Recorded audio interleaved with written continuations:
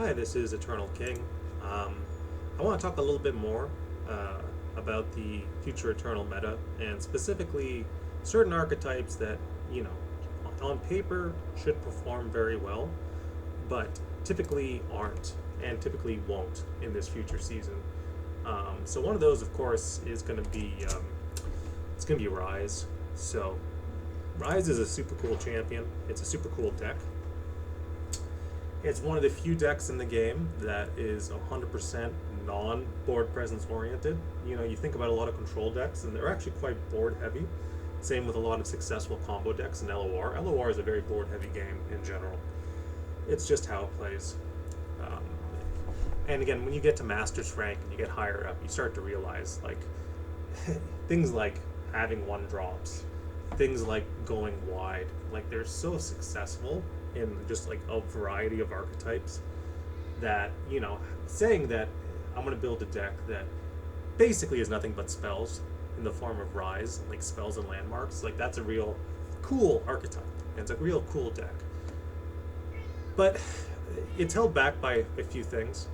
Um, so good Rise players, and I've definitely played against some good Rise players, they can nut out super hard. Like they will nut out so fast. They'll always have the right landmarks at the right time. They'll always have leveled Rise. They'll always, have all the stuns, all the bounces. Like they'll have all the answers, and they'll still lose. And the main weakness is traps. So Teemo's not going to be the menace he is in Standard, where like you just don't have the right pings to answer him on curve and the right counters and things like that. But he's still a presence in Eternal. And specifically, he's an amazing Rise counter, probably one of the best in the game, where you can just pile value in to the deck, and striking doesn't even matter. Like Teemo will never land a hit on Rise after the first couple turns, but it doesn't matter because again, you're just cycling in shrooms and shrooms and shrooms, and every draw they take is just going to kill them. So, it's a fantastic Rise counter in which otherwise Rise might, do a little better. He might be closer to like 53, 52%, but he's got this hard counter that's out there. So Rise will never be super meta. It doesn't matter how many seasons go by, how many cards get released, and Ione has gotten a ton of amazing cards. Like, on paper, Rise should do well, but he's just not, and he never will, just because there are those hard counters out there like traps. Speaking of traps, again, it's not going to be a top tier deck. It's going to have a similar win rate to Rise. It's going to sit at about 50%, and even in Standard, he's sitting at like a solid 50%. And again, in Standard, he has less competition. So, yeah, Teemo is one of those off-meta picks, and he's pretty awesome. Talking about other styles of decks that I think could be successful this season. Vayne does well in Standard.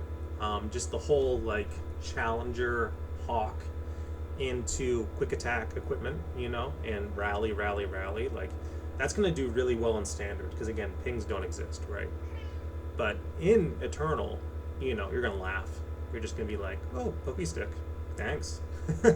Wow, you just spent 3 mana to equip, or spent 2 mana to equip a 1 mana card. So you spent 3 mana, and I just spent 2 mana and cycled, and it cost me nothing, So Vayne never kind of getting there. Same thing with the likes of Zed, Other styles of deck, Evelyn, I think Evelyn's fallen off a fair bit ever since the Siren Song nerf.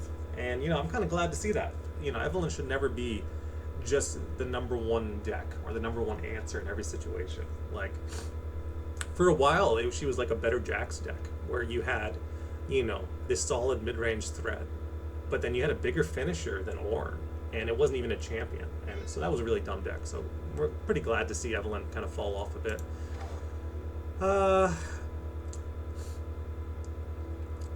And yeah, it's kind of difficult to definitively say like you should run this, you should run that. I think elites are actually not bad. I experimented with the new elites card, the tutor, the 5 mana tutor, and it's really good to like on 5 to summon a 3/3, but then have it tutor out a battlesmith, and it can just consistently tutor out battlesmiths for you over and over. Like that's actually pretty strong. So I think elites is it's not gonna be meta again. Ever since the dog nerf, no one's gonna like it's not gonna curve out as hard, and that's really the only thing people cared about. But no, I think elites is in a good spot. Yeah, and then set. Sure. Set ramp is kind of, there's always one ramp deck that's valuable, and right now the best ramp deck is set because he just gives you like free removal on level up. So you summon him out as a 10/10 and he can't die and he challenges, and then you also get like a free board. Sometimes it's really, really good where you get to ping other things and it's almost like a one-sided board wipe, but even just like a cheap vengeance is good enough. So very good card, an obvious contender for like the best ramp card. I don't play it personally. I don't think it's very fun, but he's always going to be relevant. So keep an eye out for Set as an off-meta pick in a ramp shell because it will surprise you sometimes. Yeah, Aatrox is the same thing with Vayne, where like Aatrox just doesn't have a place outside of Standard because he's so... The way people play Aatrox is so board dependent. And I know I said that, LOR is a very board dependent game, but even by those standards, it's like, I need to swing, I need to equip the Aatrox, Don't play for his cool synergy with his, big world ender card. Just, board. Swing, mid-range value, rally, heal off of strikes and stuff like that. You can do more. I've definitely built Aatrox shells where it's like you run multiple ballistas and then you level the ballistas and then the ballistas all get one-sided strikes for free and like there's cool stuff you can do with Aatrox as a control card. People just don't play him that way and it's a bit of a shame.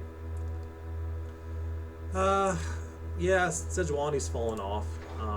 She has one of the most powerful level ups in the game, level up effects, that you just get the one-sided freezes board wide.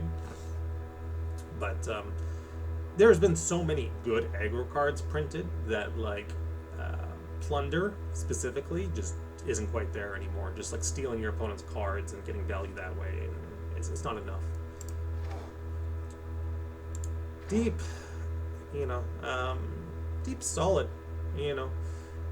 because again, there isn't just like one way to build deep. You can build deep with the landmark, which I like. I love their 3-mana landmark. Even though people don't play for that, they tend to play turbo deep. So you're like tossing as fast as humanly possible and then going off that way. But you can run vengeances, you can run pings. You can do so much stuff with deep. So I never want to write off deep entirely because I think eventually there'll be a deep deck that's valuable. And yeah, that's kind of it in terms of decks, choices. And Heimer, he's not going to be there. He's not going to be quite what you need.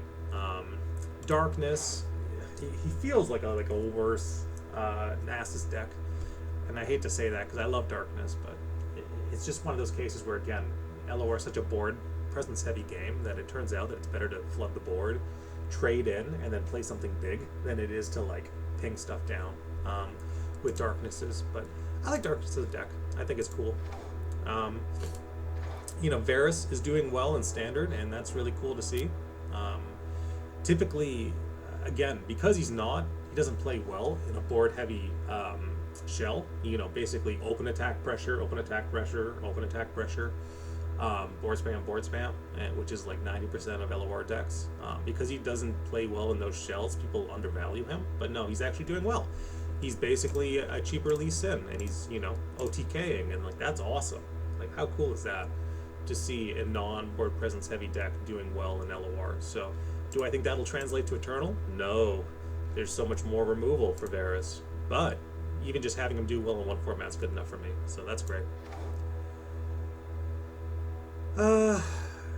Lurk, Lurk does Lurk things. It would be nice to see this archetype get a little broader support that isn't so creature heavy, right?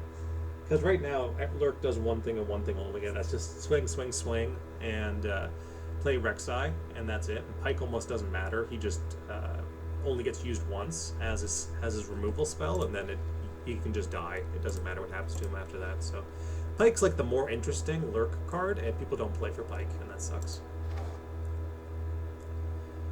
And yeah, Jace, you know, Jace, I mentioned before that like Kindred is one of the better control cards. Jace is the other one, of course. Has access to some of the best removal cards in the game, specifically Shock Blast. Kind of killing, even if you just kill two mana cards with a Shock Blast, like that's good enough from a control perspective. And then you get your refunds and your different synergies and things like that. So I like Jace a lot. Jace is a cool card. He feels a little old hat to me just because he's been around a while, and he gets played frequently. But he's good, cool card. Gwen, you know, you never want to see Gwen be like too oppressive. Things like Gwen Rally, for example. You know, Gwen Quinn. It's strong, but it has counters. You know, in Eternal you have Vile Feast. So you can just Vile Feast, and that denies so much hollowed value. So again, good card, always has a place in a rally-heavy shell, just like surprising your opponent by buffing that attack to the stratosphere, but never going to be too oppressive. And similar with the likes of like Echo, where again he can go off really, really hard, and just you get lucky with Chrono Breaks and just like Chrono Break 3 times. But for the most part, he comes down and he gets removed, and then you're okay. The game's over. Ashe changes. They changed Wolf. I think Ashe is better than people give her credit for now.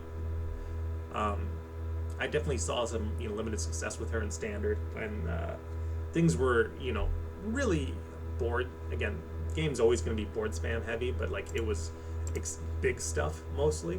And that's where Frostbite gets the most value. But I think things are going to be in a good place. Mono Shrima, always an option. Again, we talk about off-meta picks, but like with established lists, Mono Shrima is kind of the main one. People nut out super fast with Mono Shrima because I don't know how they do it, but they do every single time. And it's kind of like Rise in that sense. So again, glad the deck exists. It does, Mono Shrima things, but again, aggro got so many buffs with the likes of Pirouette. Even just the fact that Pirouette was printed, and it's like one of the best aggro cards in the game, makes it hard for Mono Shrima to really be too oppressive. And you wouldn't want Mono Shrima to be too oppressive, because it's not fun. But yeah, this is Eternal King, kind of talking about the more extended card pool and deck selections of deck options you can play in their place in the meta. So again, have fun in 2 days when Eternal comes out. I know I will.